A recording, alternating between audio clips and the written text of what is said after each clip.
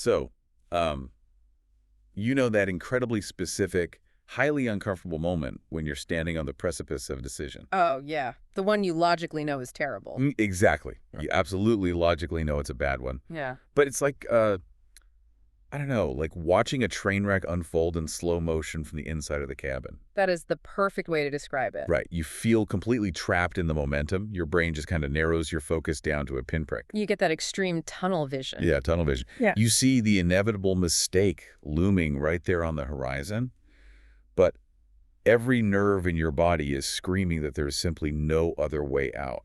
You just have to ride it out to the crash. You have to ride it to the crash. It's a profound, almost paralyzing feeling. I mean, in behavioral psychology, we look at how stress or intense desire triggers an amygdala hijack. Amygdala hijack, wow. Yeah, it effectively shuts down the prefrontal cortex. And that's the part of your brain responsible for long-term logic. So your logic just goes entirely offline. Totally offline. Your mind successfully convinces itself that the immediate impulse is literally the only reality that exists. Like the walls are closing in. Exactly. The walls close in, and that illusion of inevitability just takes over completely. But what if that feeling of being trapped is, well, entirely manufactured? Oh, now that is a huge question. Right. What if, right in the middle of that exact high-pressure tunnel vision moment, a literal escape route is structurally guaranteed to be waiting for you? Every single time. Every single time. Well, welcome to today's deep dive. For you listening, our mission today is to completely deconstruct the architecture of temptation. It's going to be a good one. It really is. We're pulling from some incredibly detailed teaching notes by Pastor Sammy Pisa. Sourced from the Faithful God TV YouTube channel, right? That's the one. The specific teaching is titled Temptation, a Way of Escape. Yeah. And the goal here isn't just to talk about avoiding bad choices. We want to synthesize Pastor Pisa's theological framework with the actual psychology of how your mind operates under pressure. Which is so needed. Yeah, and uncover the practical mechanics needed to intercept a bad decision before it even forms. And I think that's such a vital distinction to make right out of the gate. Because if you approach this text expecting a stale, dusty list of, thou shalt nots. Right. Nobody wants just another list of rules. Exactly. If you expect that, you are going to miss the absolute brilliance of the framework. The mechanics of it. Yeah. Pastor Pisa's notes don't present temptation merely as a test of raw willpower, where you just white-knuckle your way through life. Just gripping the steering wheel and hoping for the best. Yeah, the teaching frames temptation as a highly navigable crossroads. I love that word, navigable. It is. It's a fascinating intersection of divine provision and human psychology. It takes that feeling of being a passive victim in a train wreck and completely flips the script. It gives you your agency back. A profound amount of agency right back into your hands. Okay, let's unpack this macro promise first before we get too deep into the psychology. Right. So, Pastor Sammy anchors this entire concept on a foundational promise found in 1 Corinthians chapter 10, verse 13. A very famous passage. Super famous. The notes emphasize that with every temptation, no exceptions, the text states God will make a way of escape. Every single one. And to illustrate this, Pastor Sammy uses a really grounded practical visual. He argues that God will always give you, quote, 2 exits before the accident. 2 exits. But the catch, and it's a pretty significant catch, is that you have to actually make up your mind. You have to decide if you're going to take the off-ramp or if you're just going to stubbornly stay on the exact same road. What's fascinating here is how deliberate that phrasing is. It really warrants close analysis. How so? Well, Pastor Pisa's notes highlight the interplay between external provision and internal human agency. The text states, God will make a way of escape. Right. So in this framework, God is presented as the ultimate highway engineer. The guy building the roads. He builds the off-ramp. Right. He clears the brush, paves the asphalt, puts up those highly reflective signs. So the exit exists objectively in reality. Objectively, however, he does not forcefully reach into the cabin of your vehicle and yank the steering wheel for you.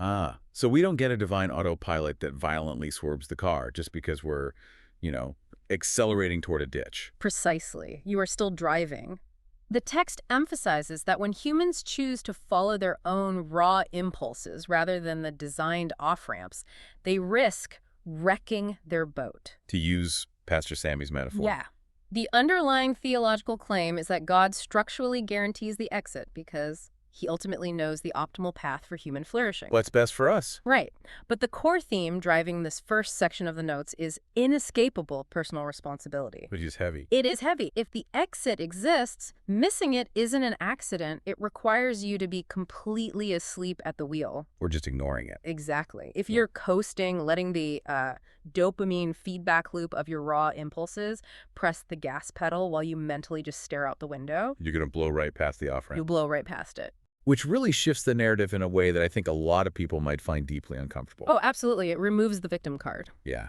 Like if I crash my car, I can't climb out of the wreckage, throw my hands up and say, well, the road just abruptly ended.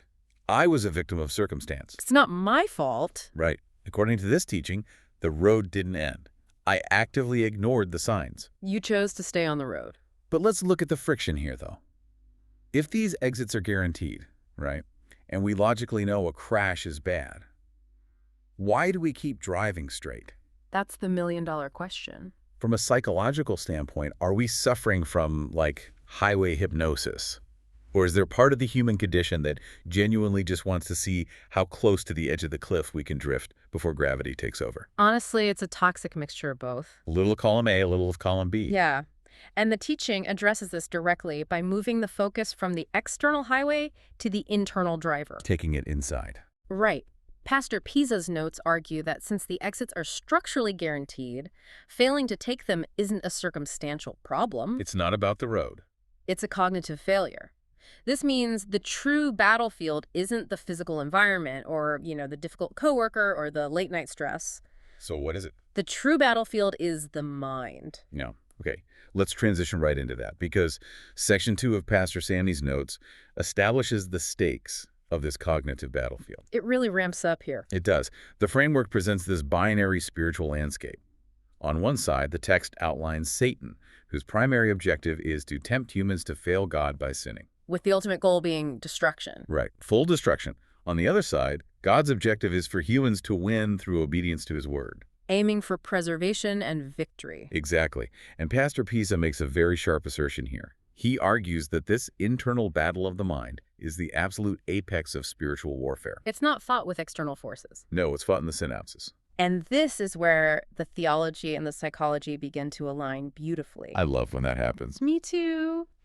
Pastor Sammy points to the book of James, specifically chapter 1, verse 15, to draw a definitive line in the sand regarding where temptation ends and sin begins. Okay, lay it on me. The notes clarify that a passing sinful thought occurring in your mind is not a sin. Wait, really? Just having the thought isn't the sin? Nope. According to the text, a moral failure has not occurred until you, quote, yield your will to undertake the corresponding action that the thought demands. Here's where it gets really interesting, because it's entirely like getting a spam email from a supposed Nigerian prince. Oh, that's a great analogy. Right. The moral failure isn't that the email bypassed your spam filter and landed in your inbox. You didn't invite the scammer? Exactly. You didn't subscribe to the mailing list. You didn't ask for the proposals. Just showed up. Just showed up. The sin is pulling out your credit card and typing in your expiration date because you've genuinely convinced yourself you're getting a royal inheritance. Right. Clicking the malicious link. Clicking the link. That is yielding your will. I love that analogy because it perfectly encapsulates the psychological relief that Pastor Sammy's teaching offers here. Relief. How so? Think about the heavy, crushing guilt that so many people carry simply for experiencing temptation. Oh, wow. Yeah. Just for having the thought. They might have a dark, greedy, intensely angry, or, illicit thought randomly flash across their consciousness. Intrusive thoughts. Yeah. Instantly, the cognitive dissonance kicks in, and they internalize it. They think there's something fundamentally wrong with them. I think I must be a deeply corrupt, irredeemable person for my brain to even generate that image. The guilt spiral is just immediate. It's like just because the Nigerian prince email arrived, you assume your entire operating system is already completely compromised. Worthless, exactly. Yeah? But this teaching forcefully severs that link.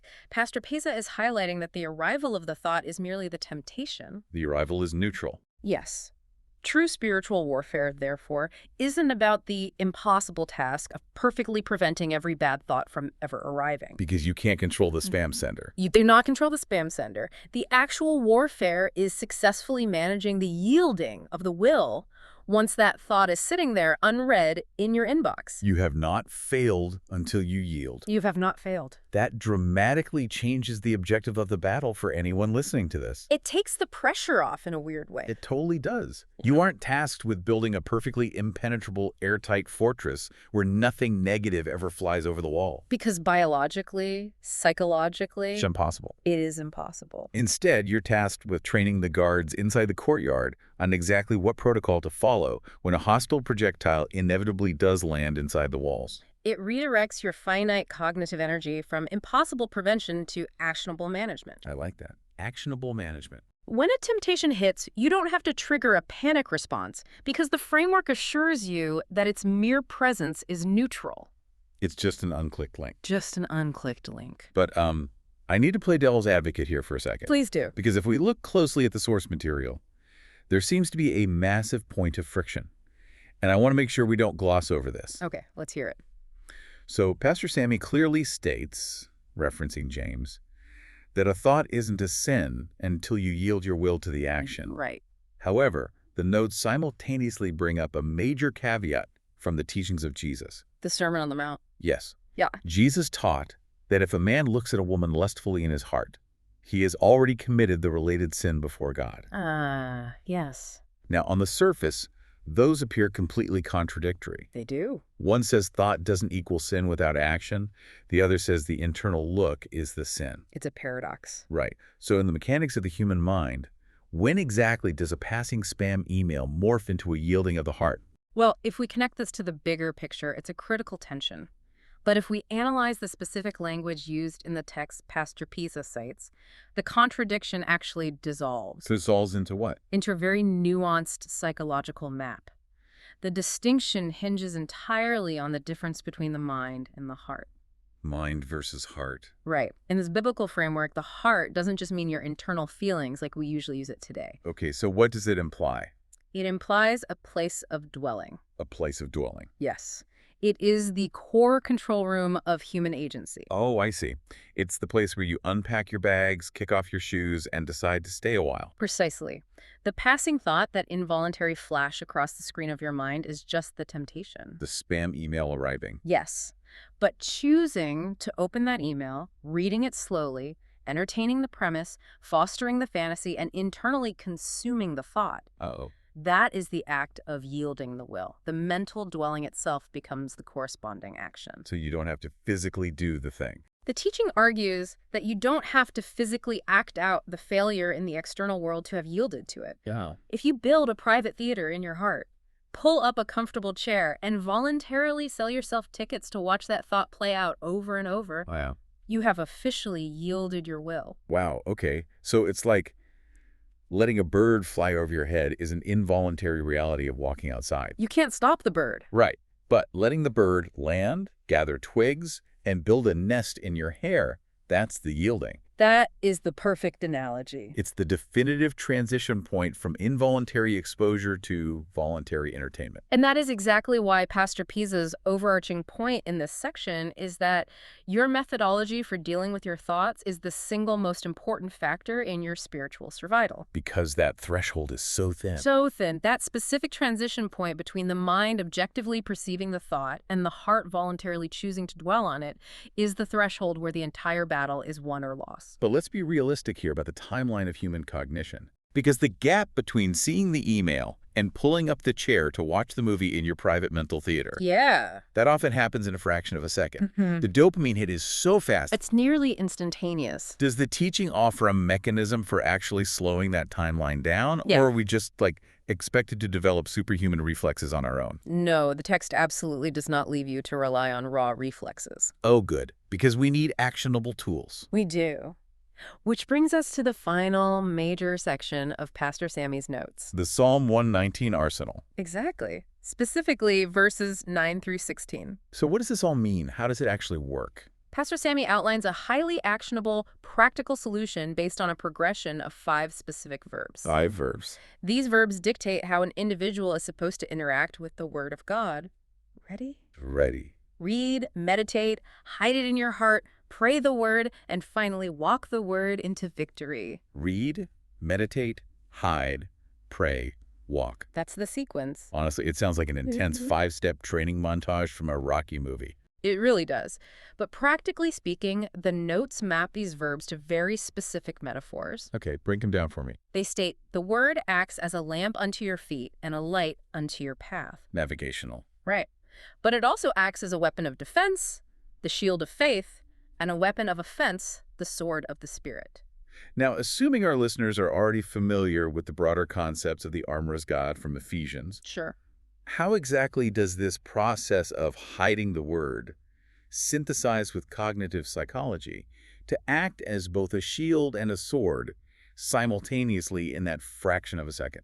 Well, to understand that, we have to break down how these metaphors address completely different phases of a cognitive crisis. Okay. First, let's look at the lamp and the light, which serve a navigational function. If we loop back to section 1, we talked about those 2 exits God guarantees. The exits we are neurologically blinded to because the amygdala hijack gives us tunnel vision. Right. In the dark, in the high emotion and chemical rush of temptation, your brain's fight or flight response genuinely makes you feel like the off-ramps have just vanished. Like they were never there. The teaching argues that the Word of God functions as a lamp by cutting through that psychological fog. It eliminates reality. Exactly. It forcibly highlights the escape route that the tunnel vision is trying to obscure. It restores your perspective. So the lamp handles the neurological blindness. It helps you see the physical off-ramp. Yes. What about the combat phase? How do the shield and sword operate when the thought is already inside the walls? The combat function activates when the thought transitions from mere presence to active attack. When it starts building the nest. Yes, when the spam email is aggressively trying to force its way into the dwelling place of your heart. Okay.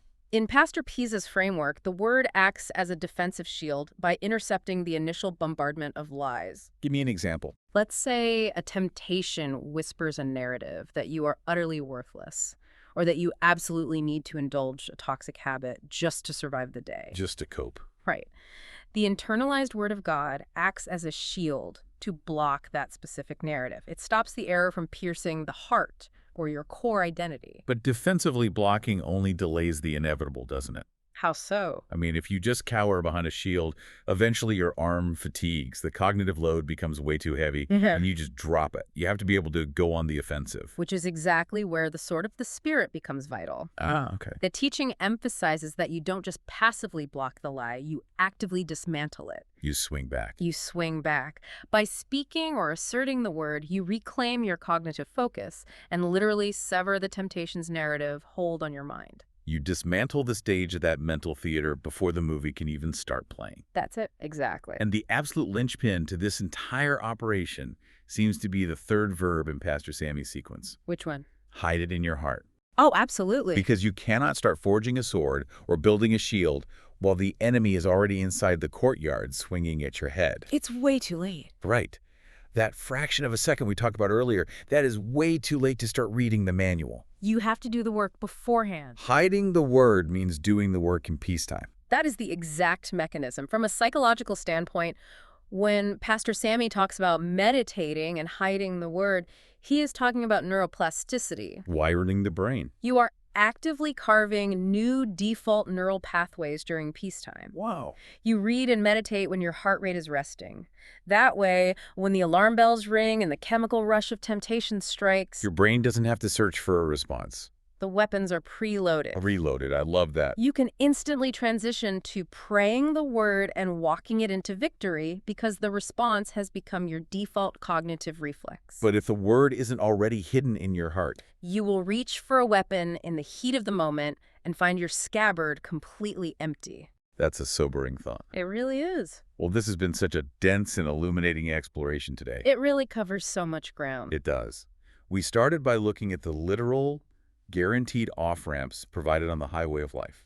That foundational promise from 1 Corinthians. Right, that the structural exits always exist, Yeah. even when our tunnel vision totally obscures them. Always. And then we unpacked the immense psychological relief of James chapter 1, realizing that the arrival of a Nigerian Prince Sami email in the mind isn't the failure. The arrival is neutral. The failure is pulling up a chair and yielding our heart to the narrative. Entertaining it. Exactly.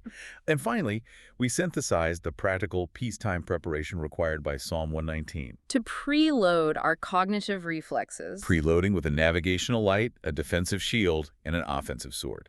It's just a brilliantly comprehensive framework. It marries profound spiritual resilience with the actual realities of human cognition. Beautifully said. And as Pastor Sammy Pisa signed off his teaching, he reminded his audience that the ultimate goal of all this peacetime preparation, all this psychological awareness, and all this deep reliance on the Word is simply to stay victorious. Stay victorious. I love that. Well, for you listening, I want to leave you with this slightly different angle to chew on as you go about your week. Okay. Think about the very next time a tempting thought enters your mind. Instead of exhausting all your energy just fighting the thought itself, what if you paused, look around, and actively search for the 2 exits God has already built into the room? Just looking for the exit. Yeah. What do your exits look like right now? Keep diving deep, and we'll catch you next time.